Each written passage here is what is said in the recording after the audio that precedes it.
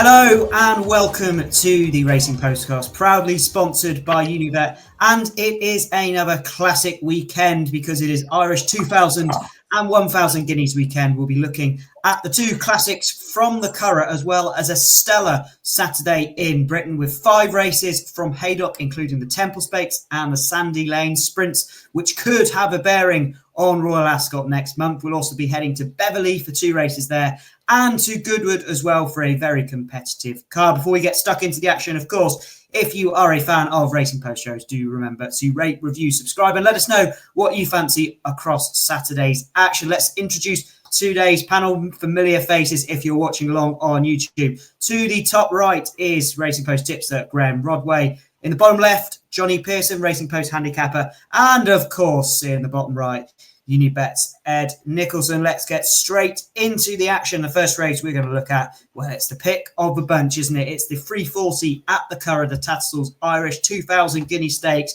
Where will it be a repeat of last year, where the second at Newmarket goes on to win in Ireland? That is, of course, Field of Gold, the controversial second. Should he have won that day? Well, he might get compensation here because he is your 4-5 favourite for the Gosdens with Colin Keane aboard. Cosmic Year also for Juddmonte at 9-2. Officer, Aidan O'Brien's number 1 in the race at 6-1. Hot as Hell, first start of the season, 17-2. Expanded 14s, Rashabal 16s. Scorphy Champ 16s, Winlord 28, and Comanche Brave 40-1. Let's start with you, Graeme. You are taking on this hot favourite. Yeah, I'm dead against him here, James, just at the price. I mean, I backed him in the 2000 Guineas and was very disappointed that he didn't win the race. Obviously, he was the best horse in the race, but I don't think that he was the best horse in the race by a distance, if you know what I mean. I think he should have won, but he would probably have only beaten Ruling Court maybe a length or two had Kieran Schumacher been a bit more aggressive and pressed the button a little bit earlier than he did. And I'm not entirely sure that he's a natural miler either, Field of Gold. To my eye, he's a bit of a galloper. You know, he takes a little bit of time to wind up. When he does hit full stride, as we saw at Newmarket, he absolutely flies. But he just, usually when you see a top class miler, they've got that instant burst of acceleration. Look at the great milers down the years. Or even Rosalian last year, you look at the way that he travels, and then when they're asked their effort, they can just go bang and they can switch it on really fast. And I'm not sure that Field of Gold has got that. He just seems to take a few strides. He's full tilt, and I wonder if he might be a better horse over a mile and a quarter. Anyway, so odds on, I'll be absolutely dead against him, especially with Colin Keane taking over from Kieran Schumacher as well. For me, I don't really like backing horses who are having riders change for the first time. I mean, you know, Schumacher might have messed it up at Newmarket, but he does know Field of Gold very, very well. Colin Keane's never ridden the horse, so you know he's still got to learn a bit more about Field of Gold too. I'll be on the one carrying the same silks, Cosmic Year. I've been all over Cosmic Year ever since he won his maiden or novice or whatever it was at Sandown last season. And he's bred to be an absolute superstar, isn't he? He's by Kingman. The dam is Passage of Time, who was a multiple Group 1 winner herself. And every time I've seen him, he's just blown me away. I mean, he was so fast over the final 3 furlongs at Sandown, showed that instant acceleration that you want from top-class miler. Then he bolted up at Kempton when he was very short price. And last time out at Newmarket, he was ultimately well on top. Again, in a race that's already working out well. The third has won a listed race since. The sixth has won a listed race since. All over the winter, Cosmic Year was a shorter price for the 2000 Guineas than Field of Gold throughout the winter. Even after he won at Kempton, Cosmic Year was 6-1 and Field of Gold was a bigger price than him. That suggests to me that these Juddmonte, the Juddmonte number 1 over the winter was Cosmic Year. Then suddenly Field of Gold went and won the Craven Stakes so impressively. They had to run Field of Gold in the 2000 Guineas. That was his big chance. He didn't get it done. Now he's coming up against their number 1, and Cosmic Year is going to put him in his place here, James. I'm so confident. I love to hear it. And there's a sense of irony on this horse, Graeme, because the birds were singing about Cosmic Year all through the winter, and it sounds like the budgies in the background are really on Field of Gold. Luna the budgie agrees. If you're hearing any strange noises at home, fear not. There isn't anything weird happening outside. Graham's been joined by his special guests. Did they bring you luck last time you were on the show? Luna loves my tips. Yeah, I mean, you can hear her chiming in every time. You know, especially the more animated I get, the more animated she gets. It's great. Look. Yeah, exactly. There we go. Let's see if Luna and Graeme agree with Jonny Pearson's selection. Are you taking on this favourite as well, Jonny? I'm going to be taking on Field of Gold, but not with Cosmic Year. I mean, Cosmic Year's been very impressive. Don't get me wrong, but I don't think he's been running the best of races. Okay, he's still got that could be anything aura about him, but at 6-1, he still looks a bit short for me on what he's done so far. The one I like with his expanded for Aidan O'Brien. Don't get me wrong, I'd much rather this have Ryan Moore on board than Wayne Lorden, but okay, he's disappointing the Guineas. He stopped at Newmarket, stopped pretty quickly, which I was disappointed with. But he won at the Curragh in October on his first start, and he's gone to Newmarket just a week later for the the Dewhurst, and he's going to come second by a neck to Shadow of Light, who's only just been beaten in the Guineas at Newmarket the other week. There's no way he should be 14-1, and he looks an absolutely huge price based on what we've seen so far. I'd expect him to come on bundles, as no doubt anyone would have read about any Aidan O'Brien horse making a debut this season. I expect him to come on loads, and I'd expect the same from him.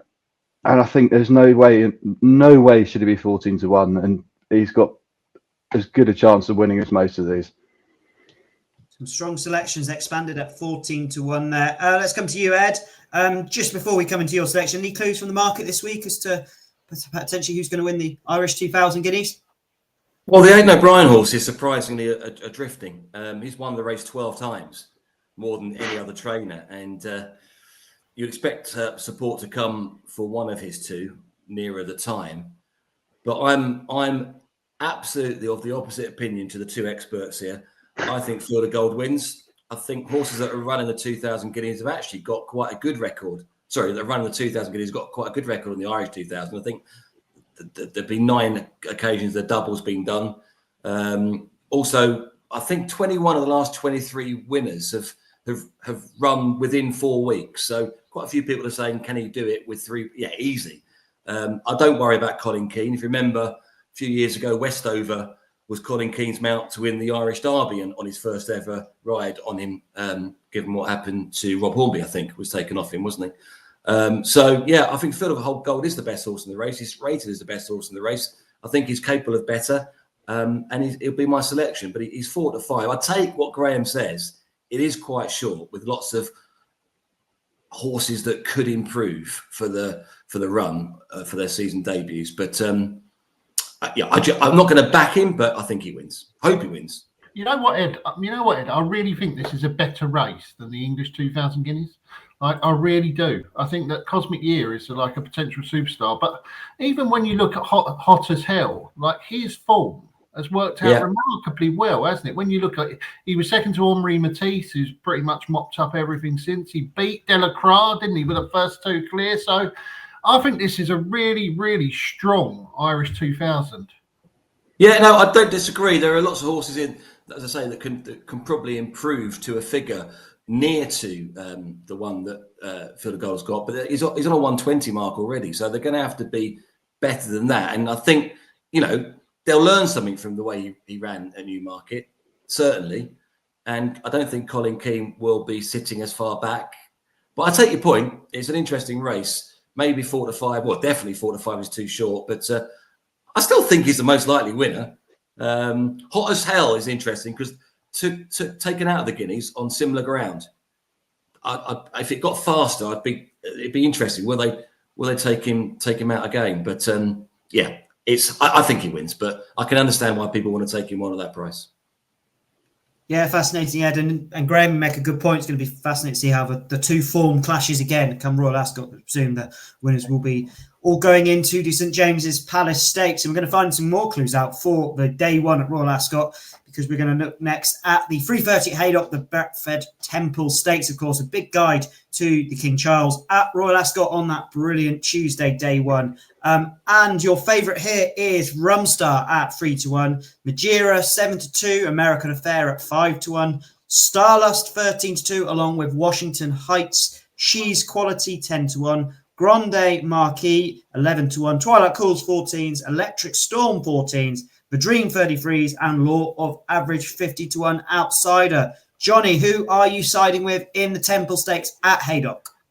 We're gonna put our faith in Rafe Beckett to have Starlust peaking for this race. You know, obviously his tailed went out in Hong Kong after winning at the Breeders' Cup. Maybe it was one race too many for the season.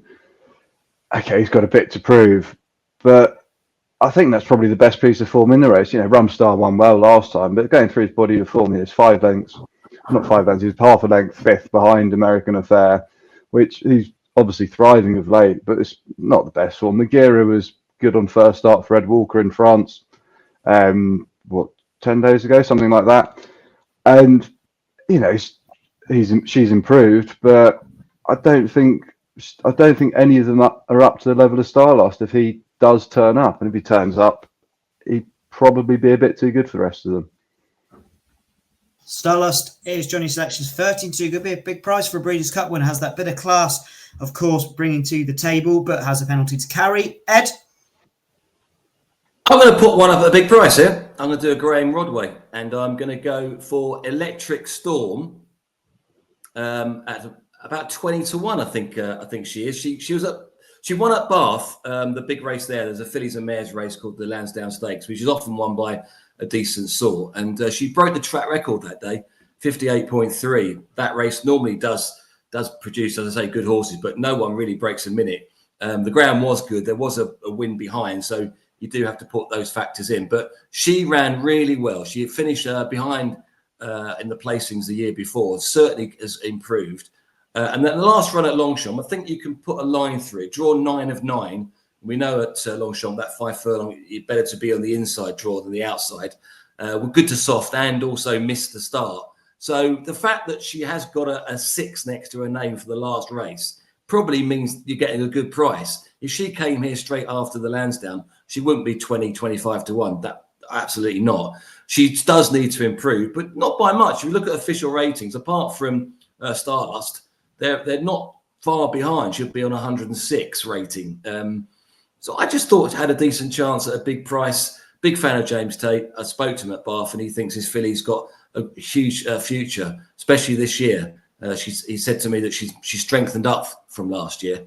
I know trainers always say that, but he seemed to think that she was going to have a good season. So, yeah, at a big price, I'm just going to go for Electric Storm.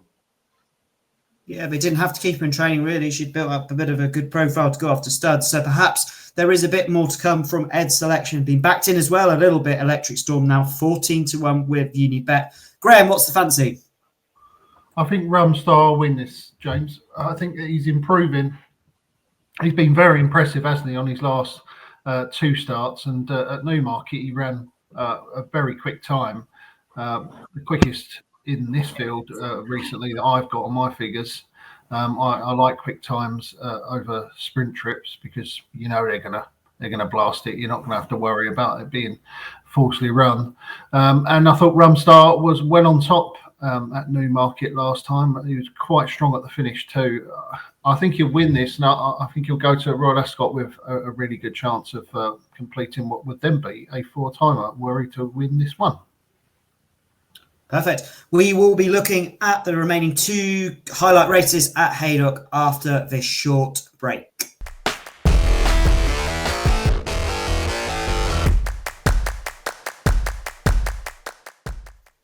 Okay, we move on to our third race. We're going back in chronological order here to the 3 o'clock at Haydock. This is the Betfred Sandy Lane Stakes. Such a good guide to the Commonwealth Cup, and just spin through the market. Your favourite is 5-2, Symbol of Honour. Big Mojo, 100-30. Arizona Blue, 4-1. Powerful Glory for the Fahis, unbeaten, 11-2. Ain't Nobody at 8-1. Bit of money for this horse was 10-1 with Unibet earlier in the day. Now 8-1. Ain't Nobody. First Instinct at 12s. Dash Dizzy 18s along with Arabian Dusk. Colorzine at 20 and Candy at 40-1. Now, Ed, I mentioned this is a clue to the Commonwealth Cup. It might not be as informative as we think. No. If the horse I think is going to win wins, it won't be informative at all, because Symbol of Honour is a gelding, and geldings can't run in the Commonwealth Cup, which is probably one of the reasons we see him out again just 7 days after he won. Because this is, as you say, a Group 2. It is a good race. He's improving. If you get a chance to look back at the Racing Post videos, he was so impressive at Newbury.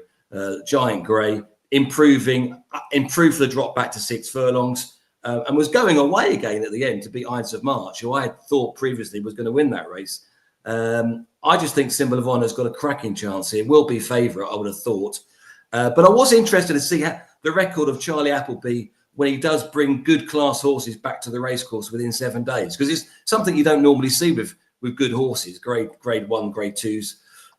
So I did have a quick look. He's done it 7 times in his career, Charlie Appleby, and 3 of them have won. Probably the most notable being Blue Point, who won twice at Royal Ascot in 2019, the King Stands and the Diamond Jubilee. So he's got a track record for doing it when he needs to.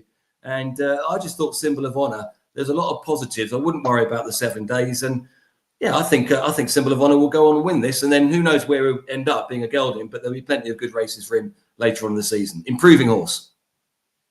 Yeah, could find a nice opportunity there for the favourite Symbol of Honour at 5-2. Johnny, what's your selection? The only horse who's going to win this race is travelling over from the Emerald Isle. And that's Arizona Blaze. Really good second at the Breeders' Cup in November. Then reappearance at Dundalk in March. Absolutely thrashed the field, and that form's working out pretty well. You can talk about all weather and turf, but it was a good performance. And gone up in trip 7 furlongs. Had the run of the race, possibly not quite got home.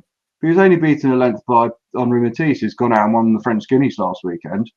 And then he's reappeared in France after that, won a race, okay, lesser quality race, but he still won pretty impressively. And he looks he should be favourite here. He's got the best form in the book. Okay, Symbol of Honour's run well and won nicely last time, but Arizona Blaze has the better form, should be favourite, should win. Would he be a strong fancy in the Commonwealth as well, Johnny?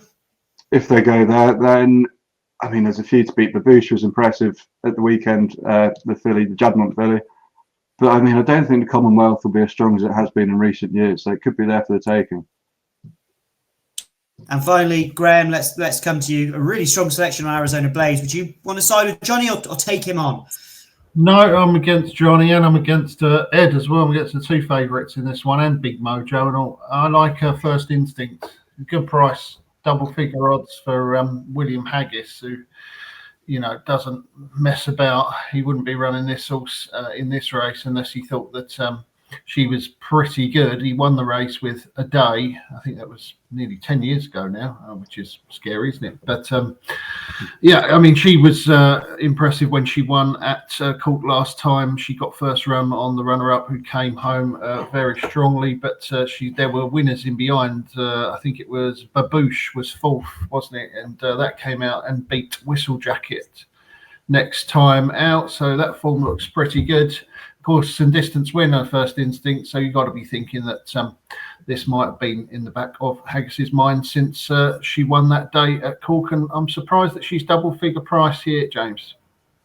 And of course, William Haggis had the 1-3 in the Haydock Sprint Cup, the Group 1 at the track last season, so certainly knows what it takes to win over the course and distance. The last race we're going to focus on at Haydock is the 150. What a handicap this looks to be. The Betfred Silver Bowl, and hugely competitive race. I'd be fascinated to see what the panel have picked out here, because we've got 2 joint 5-1 favourites. This is what Saturday racing is all about. Taroom and King Casper at the top of the market. Afentico and Dixieland Blues at 8-1. Fort George 17-2. 2 10-1 shots. Thunder, Wonder and Transparent. City of God and Triple AA at 12s. Sex on Fire and Human at 14-1, along with Bowen Island and Tilted Kilt and Our Mighty Mo at 20-1. Graeme, let's start with you. You can make a case for almost all of these. Cracking Saturday handicap, this, isn't it? Yeah, it's a good race, isn't it? It's going to be one of those races where a lot of them go on to run in big handicaps later on in the season, and some of them might even make their mark in group company, mightn't they, as they age. I backed Dixieland Blues. I think Simon and Ed Crisford are really good in this type of 3-year-old handicap, and they're getting stronger and stronger every year. And Dixieland Blues is, I think, a half brother to their top class horse Jadumi, who was he certainly won Group 2s, didn't he? And he might have even competed in Group 1s for them a few years back. He's only had 3 runs on the all-weather Dixieland Blues, and it took him 3 attempts to get off the mark. But I thought he was well on top last time. The runner-up was a bit of an eye-catcher. He flew home to sort of close him down late, but Dixieland Blues never looked like being caught. He's only in off a mark of 85. First time in the handicap, looks workable to my eye, but it's not a strong fancy. Like you say, James, you can make a case for many of them, but I'm more than happy to side with the Crisford runner here, Dixieland Blues. Ed, proper betting race. I'm sure you've got something up your sleeve for us. Yeah, extra place race. It's always a good race. And as Graeme says, it's worth, I'm going to say an old expression, setting the video and just watching this race back. Because as Graeme says, there are going to be horses that improve. Actually, quite a lot of them improve from mile and a quarter. They start here over a mile and they go up the handicap and they keep on, beating the handicapper by improving for the distance. That's what seems to happen in the years gone by. And although, as you say, it's a very competitive race, I've sided with the same horse as Graeme. Really strongly fancy Dixieland Blues. 3 runs on the all-weather. Obviously, from breeding, you look to see whether it's just an all-weather breeding, but it's not, as Graeme says. Half sister to half brother to Jadumi, who, you're right, he did compete Group 1s, finished 3rd in the QE1 at Ascot, and won the Celebration Mile, I think. And won 10 races, I think, in total. But it's a very, very good horse. The breeding suggests it will be as good a horse on the turf as it is on the all-weather. The only other thing that I would add is that Graeme mentioned it when he started talking about it. Ed and Simon Crisford, they do place their horses really well. And they've only had 1 horse race in this particular contest. That was last year. A horse called Involvement, who came 2nd in this race. Similar profile, was rated 90, first time in a handicap. This horse is his first time in a handicap, rated 85. He ended up being rated 102. I can see this horse going, up. I watched all 3 of his races on the video on the links just before we came on, and the first time very, very green. Still finished by 3 lengths, 4 lengths clear of the 3rd. Second time he got a bit more into it. And last time he won so easily over a mile at Southwell. I think Harry Davis gave him 1 tap close home. He looks to me as if they've been planning this kind of summer campaign all along, these 3 races on the all-weather. I would be amazed if he doesn't reach at least 92, 93 or more. So he has to have a chance here. And nibbled at in the betting as well, I've noticed. 11s, 10s, 9s. Strong fancy for me. I think he's got a really good chance. And I think he's an improver all day long. 2 shouts for Dixieland Blues and no selection in this race for Jonny. So we're going to move on now to the best of the rest. Loads of good racing to get through on Saturday. We've still got Goodwood, Beverley, the 225 at Haydock to talk through. Let's go straight back to you, Jonny. Talk us through what else has caught your eye on the ITV action. What else has caught my eye, James? Where do we start? We'll start with the 130 at Goodwood. I was watching the racing at Ascot the other week, and Power Fizz won. I can't remember if it was the first or the second race on the card, but I thought he won incredibly easily. I mean, I appreciate that 7 furlongs at Ascot and 7 furlongs at Goodwood are very different kettle of fish. But I thought he's only gone up £5, and I thought he won with about, not a stone in hand, but certainly more than £5 in hand. I'd be surprised if he wasn't able to make hay again and go on to win once more. It doesn't look the strongest race for all this, and a couple of last time out winners and whatnot, but he can definitely go on to win again here. And another one at Goodwood in the 3:15. It's David Manuzio has not been in great form. There's no hiding from that. But in the 3:15, he has a horse called Janie Mackers, who beat the favourite 6 lengths when they met last year.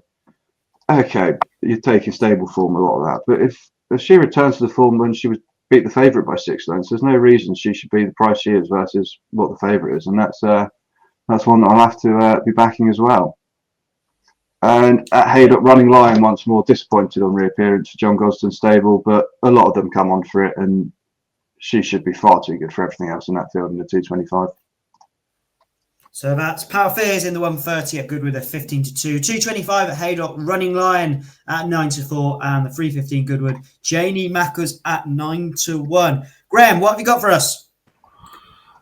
It's the Needler Trophy and the other one, whatever they call it at Beverley, isn't it? The 2-year-old trophy and the Needler Trophy, the Hillary Needler Trophy. Don't always throw up top class horses, but it looks to be a decent horse in the 2-year-old trophy. I thought for Andrew Balding, Old is Gold, running quite a hot race, I think, first time up at Ascot. It's won by a horse called Military Code, who's going to be quite I reckon among the favourites for possibly the Norfolk come Royal Ascot. He was beaten only a length behind him, Old is Gold, and yet you can get a much bigger price on him here than the hot favourite Naval Light, and the Naval Light's race. Now, you've got to respect Carl Burke, horse going off, put in at short odds first time out, but nevertheless, you'd rather be on the one with experience on the day. And Andrew Balding won this 2-year-old trophy, I think 3 years ago, with a horse called Chateau. So I expect that Old is Gold will run well in that 245 Beverley. 315 at Goodwood, which Johnny's already put up the Manouzier horse, Jonny Mackers, or whatever it's called. I thought that William Haggis would win this again. The horse is called Rhapsody. It took my eye that he's running Opportunity in the Cocked Hat, isn't he? Now, the Cocked Hat is not on the TV, but it's a bit of a Derby trial. Tom Siegel's put Opportunity up, anti-post for the Derby, isn't he? So he'll be hoping that Opportunity runs a big race in the Cocked Hat. But I thought it was interesting that Haggis has targeted both the Cocked Hat with his Derby horse and this Height of Fashion with Rhapsody, who was well beaten last time out at Kempton, but is going up in trip. And it wasn't a bad race that day at Kempton. It was won by Glittering Surf. So yeah, my other two on the telly, James, Rhapsody in the Height of Fashion, and Andrew Balding's Old is Gold in that 2-year-old trophy at Beverley. Yeah, that's the 245 at Beverley and the 315 at Goodwood. Old is Gold 5-2 and Rhapsody at 4-1. Finish us off, Ed. What else do you like? Yeah, going back to Goodwood, that race at the 130, that's a money back offer. Our flagship offers, I do have a look at that, and it is 7-1 the field. So it is a competitive race, but it's not very often you find a jockey who has ridden less times at a course than a horse has raced at that course. But this is the case with Warren Fentiman. He's had 2 rides at Goodwood, 2 seconds. Rare Change has run there 3 times. And it's the first time that Warren will have ridden for Richard Hughes, which is hugely significant because Richard knows a thing or two about riding. And he's claiming £5, which could prove useful because he has gone up a few pounds for winning at York, where he came from miles at the back in the last 2 furlongs. It's difficult to do that at York. And he's on a 3-timer here, a hat trick. And I thought Rare Change with this young jockey who is going places, 28 winners. He won his first race at Chester a couple of weeks ago on his 3rd run at the track. I think Rare Change had a decent chance in that contest. The Height of Fashion Stakes at 315. Graham's probably of the age amongst any of us here, along with me, that remembers Height of Fashion. Was a really wonderful filly owned by the Queen, who won lots of races, including the Lupe, which this race used to be called. And she's proven even better broodmare. Nashwan, Unforwain, Nayev all come from her. And this race is named in her honour. I thought Rhapsody would win it, same as Graham.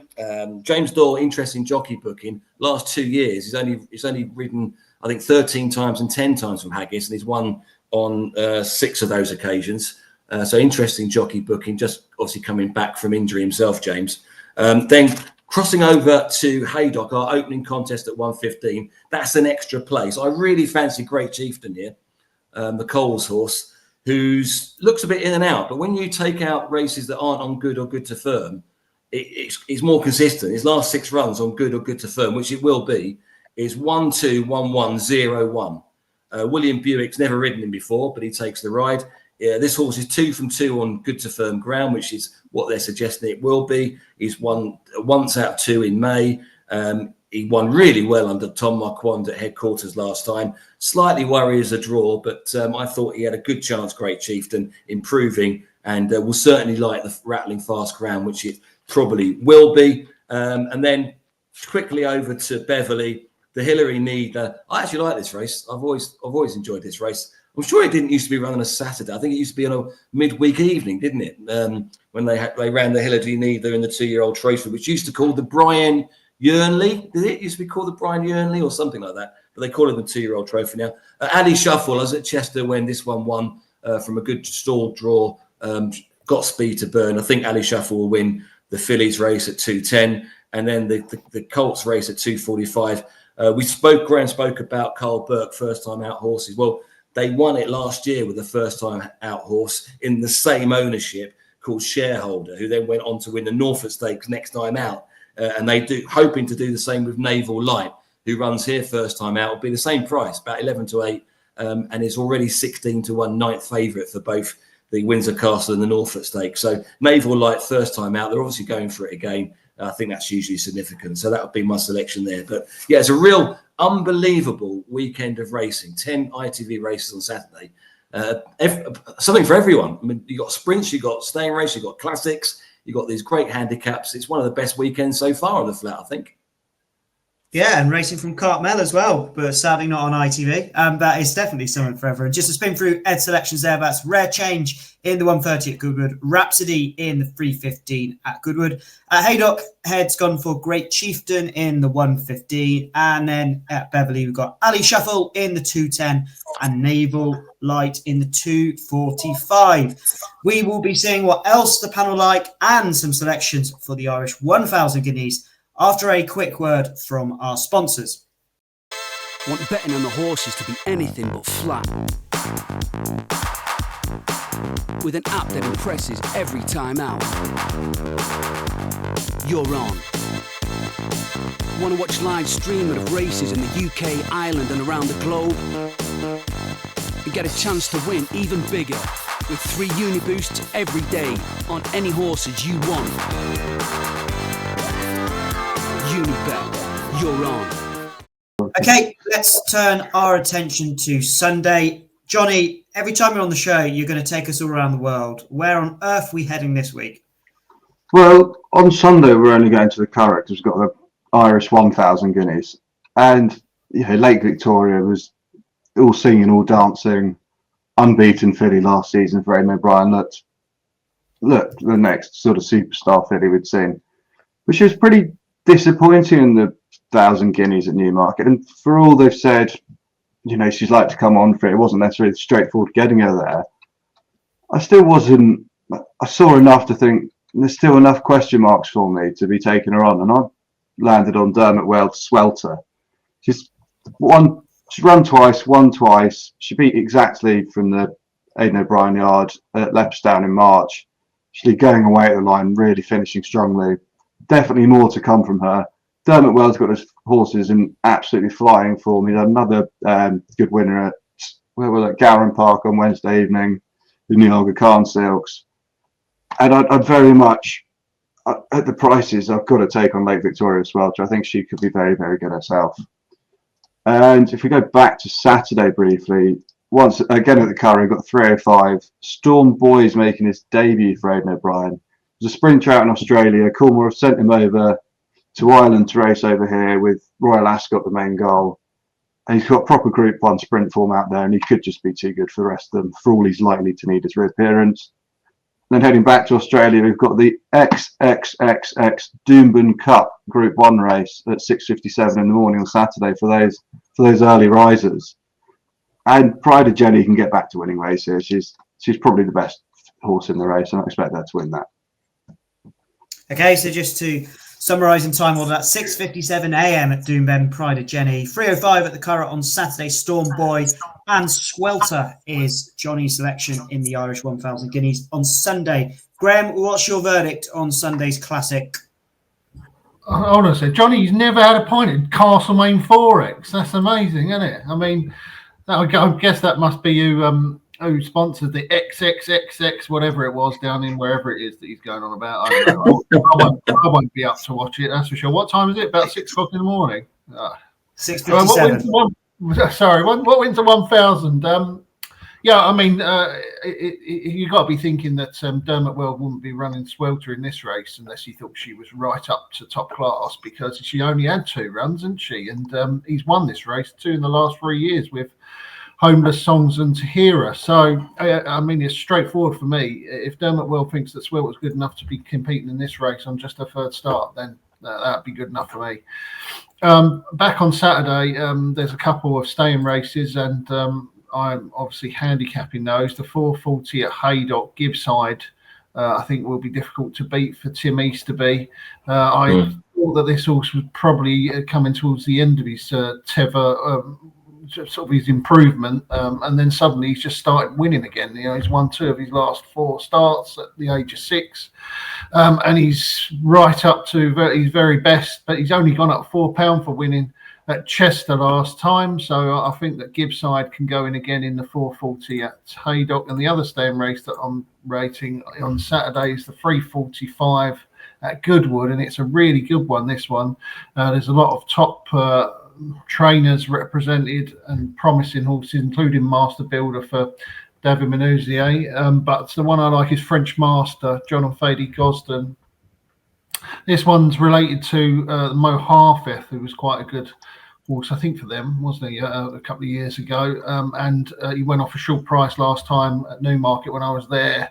Yeah, he got beaten by a Godolphin horse called El Cordobez, but he did everything wrong that day. He was slow out the gates and just didn't have the pace to get on to grips with El Cordobez, but he was staying on strongly at the line, and I think it improved going up to a mile and 6 in a 345 at Goodwood on Saturday, James.